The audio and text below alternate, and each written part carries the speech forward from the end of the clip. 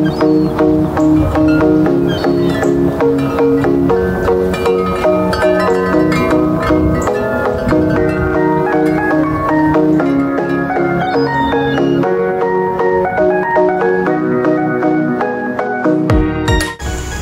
guys! Another day, another unplanned gala ulit dito sa Bantayan Island, Cebu.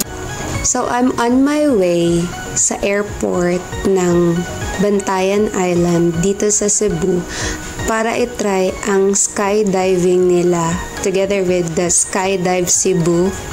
But before we gonna start the skydiving, magkape muna tayo. So, andito na ako sa office nila sa may airport. Malapit lang sa may airport.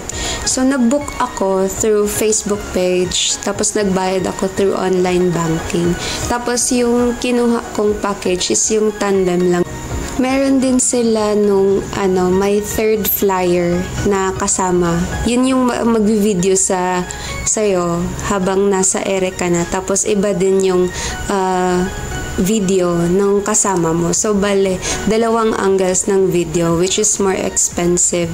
So, don't forget to click the subscribe button and let's get started.